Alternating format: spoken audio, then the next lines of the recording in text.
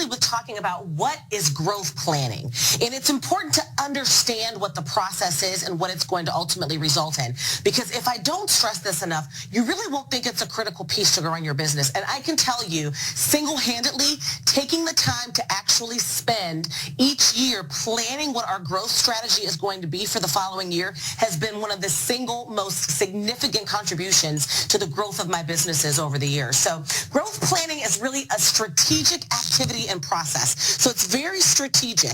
It's not just sitting around and coming up with ideas. It's actually coming up with a plan on what the idea should be, evaluating and assessing everything that you had in place before, coming up with really what you should focus on, and then really determining what action steps you need to take in order to get there. So it's very strategic in nature.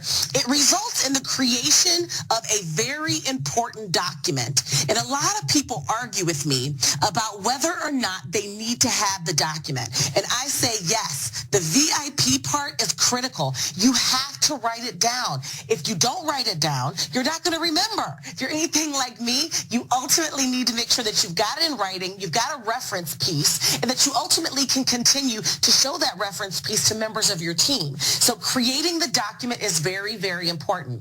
It's ultimately going to outline your business goals. So one of the things that it does, it's going to look at your strengths and your weaknesses.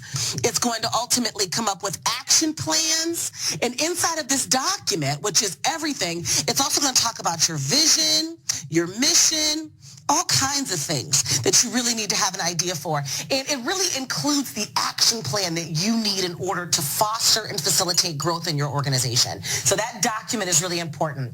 It's also simple. It's not a full-blown business plan, right? It's very simple and it's smart. And I write this in all capital letters because we're going to get into this in just a second. But when I say it's simple, I mean it's simple. If you haven't seen my video on, I'm going to put it up here in the cards, right up here. Make sure that you've seen why you don't need a business plan, why I recommend a growth plan over a business plan in certain situations as you continue to grow your business, because it really is a more simple idea and it allows you to really be able to put some things out on paper.